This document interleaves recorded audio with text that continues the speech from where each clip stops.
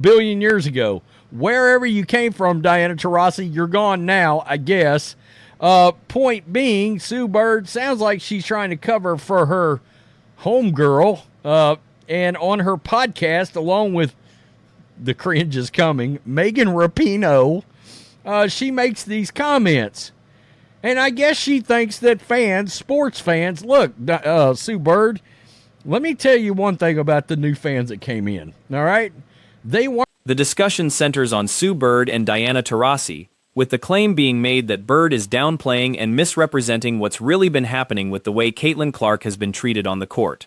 Taurasi is viewed as having played a role in stirring up early hostility toward Clark, tracing back to a widely circulated remark about rookies needing a reality check, a comment Clark was seen as answering directly through her play afterward.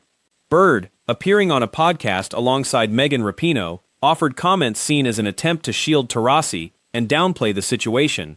The pushback centers on newer fans who came into the sport from other major leagues, expecting a serious professional product. Aren't WNBA fans. We were fans of things like the NFL, actual real sports, all right? The NFL. I'm not saying it's not real basketball, but at times, this league doesn't seem like it wants to be a serious professional league. Number one, mugging your number one cash cow, the one player that can drag your league into legitimacy, I don't think is probably a great business decision. The concern raised is that some of the physical incidents involving Clark, including hard fouls, forearm contact, and hits that resembled tactics from other rough contact sports, weren't imagined or exaggerated by fans. These moments were treated as real, documented occurrences rather than fabricated outrage. Bird's actual comments were referenced. She explained that the controversy traced back to an interview she and Taurasi did with Scott Van Pelt, where Van Pelt asked about rookies generally, and Taurasi's response got amplified and distorted once it spread on social media, morphing into something bigger than what was originally said. Bird noted that Taurasi has since spoken positively about Clark multiple times, which she felt highlighted a broader issue. Criticism of rookies from a basketball standpoint sometimes gets misread as a broad statement representing how an entire group of players feels. By all these hating-ass females. But that's where we're at. And Sue Bird is trying to, look, she's been very fair about Caitlin Clark most of the year, but this is ridiculous. All right? None of this is fake. We didn't make up, Angel Reese clotheslining Caitlin Clark or Kennedy Carter with the forearm shiver, WWE style. By the way, calling Caitlin Clark a bitch will do. She compared it to moments in men's sports involving players like Dylan Brooks or Draymond Green, where isolated incidents with specific players never get framed as the whole league hating one guy. Bird's position, as described, was that once Taurasi's comments went viral, it fueled a narrative, amplified by bots and online trolls, that painted players broadly as petty and jealous, resentful of Clark's success. She pushed back on the idea that players caused that narrative themselves. The response to this argument was that responsibility still falls on players to conduct themselves professionally on the court, and that newer fans have been consistent about holding people accountable when something happens, something the league's own commissioner has been criticized for not doing enough. Doing it. Diamond DeShields, coming across the middle and hitting Caitlin Clark Rod Woodson style like this is 1997. We didn't make any of that up. That's not in our heads, right? Or the Seattle Storm player that shaded her so bad in games. And I'm sorry, but if you guys keep calling that punishment basketball plays, then your league doesn't. The broader argument made is that the league has a chance to become a legitimate, profitable product if it recognizes the value of a player being compared to a blend of Steph Curry and Larry Bird in skill, with Michael Jordan-level marketability, and protects her from what's described as unfair physical treatment on a nightly basis. The rebuttal continues that Bird isn't being fully accurate, arguing that several specific incidents, involving DeWanna Bonner, Kennedy Carter, an eye poke incident, and a hit from Dejounte Carrington, were plays that don't reflect normal basketball contact, and that comparing the situation to Draymond Green doesn't hold up, since Green isn't singled out for repeatedly targeting one specific player. The claim is that the WNBA community shouldn't dismiss what's visible on tape by suggesting fans are imagining things. Another argument brought up, that the league has an image problem not because it's overly physical in a competitive sense, but because plays are viewed as unnecessarily dirty, and that there isn't enough overall talent for that style of play to be justified, unlike more physical eras of other leagues that eventually cleaned up their product decades ago. No basketball, all right? There's physical, and then there's whatever in the hell that is. It looks a lot like assault to a lot of different people. Let's listen. It started. In some ways, it started with me and Diana in our show getting interviewed by Scott Van Pelt, and Diana having, her response, which if you go back and watch it, and I don't mean to split hairs here, but it is just another moment where things get taken. The takeaway is that inconsistent officiating and unchecked physicality make for a product that's difficult to watch.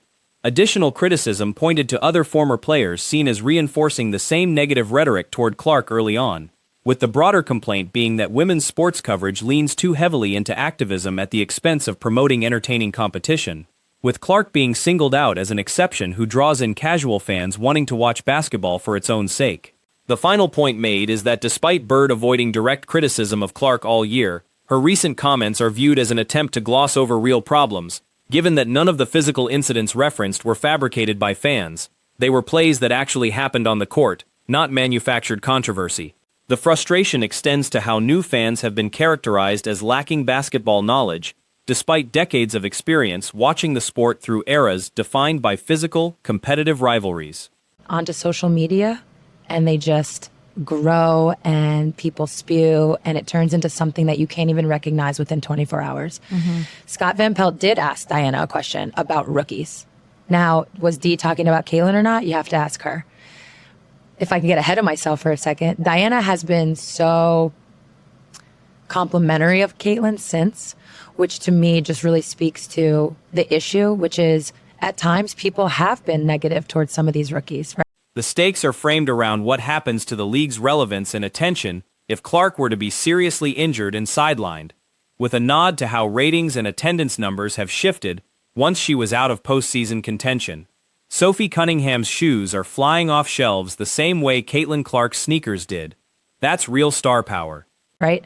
From a basketball standpoint. They have been critical from a basketball standpoint. And yet those statements have been just blanket statements on how an entire group of people feel. That is what is really, really troubling for me. What you see in men's sports at times, and I'll use examples like Dylan Brooks and Draymond Green, and it's not to call them out in any specific way other than they've had moments with players. And yet when they do something, it's not the entire league hates the player that they happen to have a thing with. Sophie Cunningham has pushed herself into what looks like the second biggest name in the league right now. Her sneaker line sold out completely. Starting with the good news, Sophie Cunningham, known as the Blonde Bomber, has her shoes selling like crazy. All right, so I just want to start with that. So where I've 100% landed is that once Diana's comments went viral, it led to the Twitter trolls and bots taking over. And what started there was this narrative of petty, jealous players hating on Caitlin. That's really what happened. That's where it started, that we must just dislike her, that we look at her side-eyed, that we don't want her to come in the WNBA and be successful. As of 10 a.m. Eastern, her Adidas shoes were completely sold out in both men's and women's sizes. She's become a genuine superstar. p.m. Eastern Standard Time, Sophie Cunningham's Adidas shoes are completely sold out in both men and women's sizes. She's a superstar, the Blonde Bomber. I need to get me some Sophies. I thought I was just waiting for the CCs. I got to find a way to get my hand on some of these Sophie Cunninghams because it looked like they are on fire and the people are loving it, okay? Now, Kathy Engelbert might be cooked, you guys. Now for the rougher news. Kathy Engelbert may be finished, and there's a growing sense that it would actually be better for the league if she moved on. An ESPN piece by Alexa Philippou lays this out. Conversations with more than 20 people connected to the WNBA suggest a shared feeling. Despite the business growth under Engelbert, she may not be the right leader for what the league needs right now. Look, you guys, Kathy Engelbert, 100%. might be cooked. And I think it's for good. I think it's for good. Like, it'll be for the better of the league if Kathy is out of here. This is absolute insanity. Take a look at this here. It says, courtesy of Alexa Philippou. This is an article on ESPN. It says conversations with more than 20 stakeholders in and around the WNBA offer a general belief that is. One quote from the piece: "She thinks well and got the league financially set up properly. It's the other parts of the job that are in question." Engelbert has steered the league through plenty in her 7 years as commissioner. 2 rounds of collective bargaining talks, a global pandemic, social unrest, and inheriting an organization she once described as having no money, no scale, and no capability. Even with all that, this might be the hardest stretch of her time in charge. Stakeholders in and around the WNBA offer a general belief that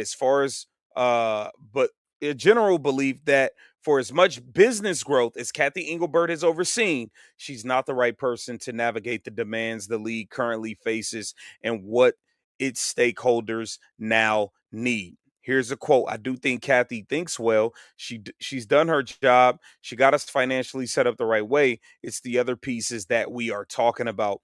And we got to dive into the article, man. Kathy Engelbert is done. Make no mistake about it. Trouble around her leadership picked up last fall when Nafisa Collier, one of the league's top stars, gave a pointed end-of-season interview accusing Engelbert of being negligent and calling the league's leadership among the worst around. That's roughly when the backlash against Engelbert intensified, right before the CBA negotiations, and she was getting hammered in the press constantly. Almost 10 months later, what was supposed to be a celebration, the league's 30th season, huge star power, a hard-fought labor agreement, has instead felt like one long headache. Dive into the article, man. Kathy Engelbert is done. Make no mistake about it. Kathy Engelbert is absolutely cooked here. Okay. Here it says Engelbert has navigated numerous challenges in her 7 years as WNBA commissioner, from 2 collective bargaining negotiations to a global pandemic and social unrest to inheriting a business within her words, no money, no scale, no capability. Okay, yet she might be living the darkest moments of her tenure right now. Okay, here it says Players, teams, and fans keep raising concerns about officiating, ongoing division in the discourse, and harassment toward players that doesn't seem to let up. To be fair, there's probably a statement Engelbert could have made about online trolling, but realistically, there's not much a commissioner can do to stop anonymous accounts from throwing out slurs or threats.